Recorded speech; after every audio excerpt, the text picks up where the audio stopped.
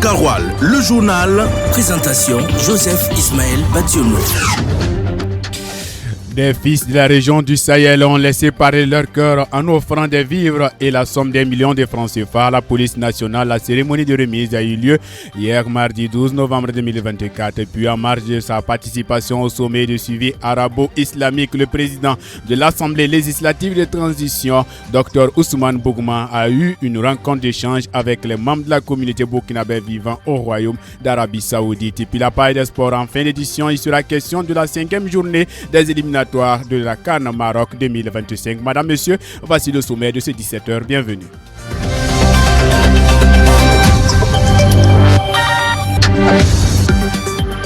Une fois de plus, Madame, Monsieur, bonsoir. Merci de nous choisir pour vous informer toujours et en tout lieu. Comme je l'annonçais en titre, le président de l'Assemblée législative de transition, Dr Ousmane Bougma, a eu une rencontre d'échange avec les membres de la communauté burkinabé vivant au Royaume d'Arabie Saoudite le 12 novembre 2024. C'était en marge de sa participation au sommet de suivi arabo-islamique conjoint extraordinaire. Lors de ces échanges, il est assisté de la délégation qui l'accompagne. Pour plus de détails avec Aruna Maïga. Le président de l'Assemblée législative de transition, Dr Ousmane Bougma, a échangé avec ses compatriotes vivant en Arabie Saoudite. Cette rencontre organisée par l'ambassade du Burkina Faso à Riyad a permis aux Burkinabés de l'Arabie Saoudite de s'enquérir des nouvelles du pays. Le président de l'ALT a souligné que la situation sécuritaire et humanitaire connaît une évolution positive et il soutient ses propos en citant les événements majeurs tels que le Salon international de l'artisanat de Ouagadougou Siao et le Tour cycliste du Faso qui se sont déroulés au mois d'octobre dans des conditions selon lui satisfaisantes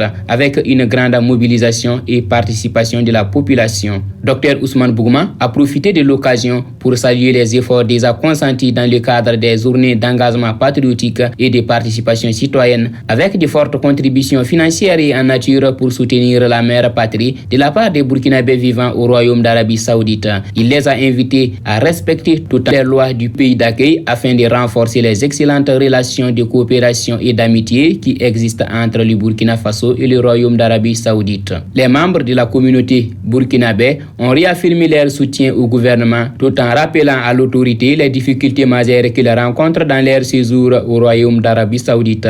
En réponse, le président de l'Assemblée législative de transition a informé la communauté de la suspension des visas de travail entre les deux pays qui constitue une difficulté majeure pour les Burkinabés qui ont des opportunités d'emploi en Arabie Saoudite. Si le président de l'ALT a eu des tête-à-tête avec les Burkinabés vivant en Arabie Saoudite, ce n'est pas le cas avec le CSC qui vient de taper la main sur la table contre Djoliba TV. En effet, le Conseil supérieur de la communication a saisi le mardi 12 novembre 2024 la haute autorité de la communication du Mali suite à des propos offensants contre le peuple burkinabé et ses dirigeants diffusés dimanche sur Djoliba TV News. Aruna Maïga nous en dit davantage. Selon le Conseil supérieur de la communication CSC, dans l'émission de débat Rendez-vous des idées du dimanche 10 novembre 2024, de la télévision Djoliba TV News, l'un des invités, en commentant l'actualité du Burkina Faso, a tenu à l'encontre du pays et de ses dirigeants des propos jugés graves, désobligeants et à la limite insultants pour le peuple burkinabé, tendant à jeter un discrédit sur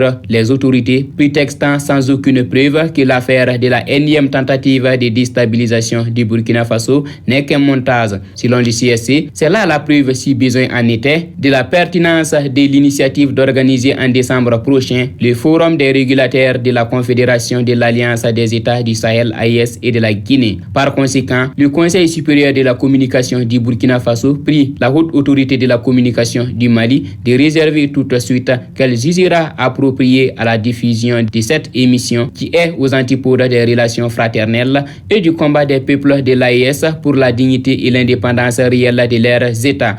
Notons que plusieurs médias, notamment internationaux, sont interdits d'être diffusés au Burkina Faso Faso. Le dernier est Voice of America, suspendu pour 3 mois depuis le 7 octobre 2024. Et puis, en bref, l'homme politique Issa Kaou Ndjim a été mis aux arrêts ce mercredi 12 novembre 2024 à Bamako après des propos blessants contre le peuple burkinabé et ses dirigeants sur une chaîne de télévision Joliba TV. C'était le dimanche soir où Issa Kaou Ndjim avait eu un langage outrageux sur les dirigeants burkinabés, notamment sur la saisie des 5 milliards destinés à financer un coup d'État contre le pays des hommes intègres. Pour rappel, le Conseil supérieur de la communication du Burkina Faso avait demandé à sa consoeur du Mali de réserver une suite à ce dossier.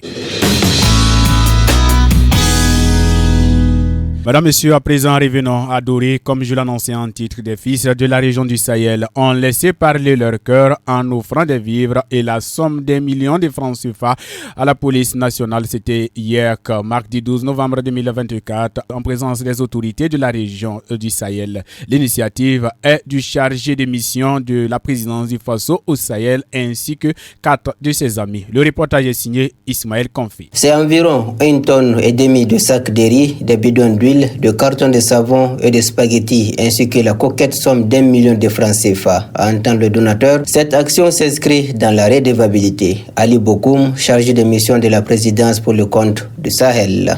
Ce don pour nous est une manifestation donc de reconnaissance à l'endroit donc des forces de défense et de sécurité qui sont dans la région du Sahel et généralement même au Burkina Faso et qui abattent donc un travail remarquable dans le cadre de la sécurisation et de la reconquête de notre pays. Les bénéficiaires n'ont pas manqué de traduire leur reconnaissance. Le commissaire principal de police, Bassoumaïla Traoré. C'est un sentiment de joie qui nous anime actuellement.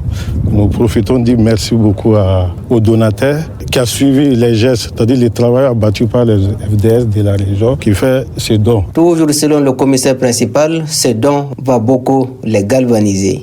Ça va apporter beaucoup de choses dans l'exécution de nos missions, puisque déjà on a eu de l'argent pour le carburant et ça va nous aider dans les patrouilles, dans la ville surtout. Présent à la cérémonie de remise, le secrétaire général de la région du Sahel a salué l'initiative et par ricochet invité des personnes de bonne volonté à emboîter les pas du donateur. Abdul Karim Zongo. Les FDS également sont des personnes comme nous, ils sont dans les besoins. Donc ce geste-là vient montrer que ce sont des personnes qu'il faut accompagner. Quand je prie Dieu que ce geste-là fasse tache d'huile pour que d'autres entités également, à savoir les commerçants. Ce don vient une fois de plus démontrer la bonne collaboration entre les populations et les forces de défense et de sécurité dans la région du Sahel. Foot, basket, handball, judo, cyclisme, le sport.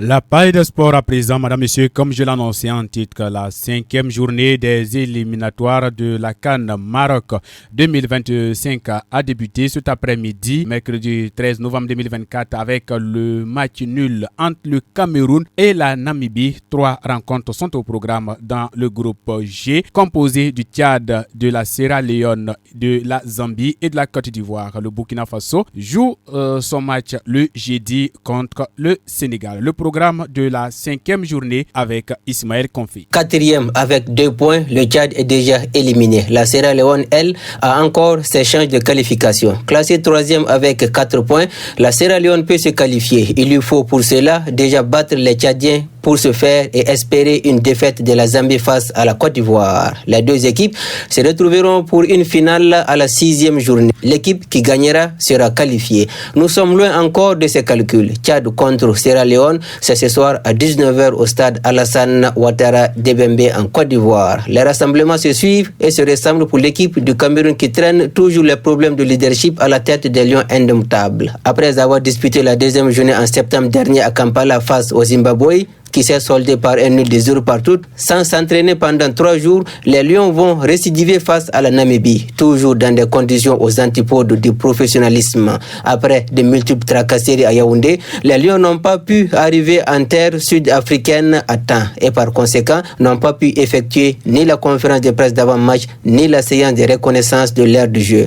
À 13h déjà, le Cameroun favori sera face à la Namibie qui n'a encore pas engrangé le seul point dans le pool J. Libye. Dans le groupe E, les éperviers du Togo abordent la dernière ligne droite ce mercredi 13 novembre 2024. Les derniers du groupe se croisent dans un duel déterminant Libéria-Togo au Samuel Canyon Ndowe Stadium. Le jeudi 14 novembre, 9 matchs seront joués, dont celui du Burkina Faso-Sénégal en terre à Ouest à Bamako au stade du 26 mars à 19h. La Guinée équatoriale reçoit l'Algérie. Une victoire pourrait la qualifier. Dans le groupe D, rien n'est joué. Dans le duel des bien classés, Bénin-Nigeria, un faux pas de la part d'une équipe compliquerait la qualif pour l'une ou l'autre. Le Rwanda, avec 5 points, à 1 point derrière le Bénin, pourrait entrer en liesse s'il gagnait la Libye. Match à suivre à 16h et celui du Bénin à 19h. Le groupe A aussi est dans toutes les difficultés pour déterminer ses qualifiés. La Tunisie, 7 points, les Comores, 6 points, la Gambie, 5 points. Les matchs sont donc décisifs ce jeudi à Pretoria. Madagascar contre Tunisie, Gambie, Comores, c'est pour le vendredi à 19h. Bonne chance à toutes les équipes qui convoitent le trophée de la CAN 2025 au Maroc. Radio Karoual, le journal. Présentation Joseph Ismaël Bationo. Madame, Messieurs, c'est ainsi se referme cette édition du journal. Merci à vous de l'avoir suivi, piloté techniquement par Elwine Désiré Nikema. Merci à toute la coordination rédactionnelle. Restez à l'écoute, l'information revient dans une poignée de secondes sur les antennes de la 104.6 Radio Karoual. D'ici là, gardez-vous bien.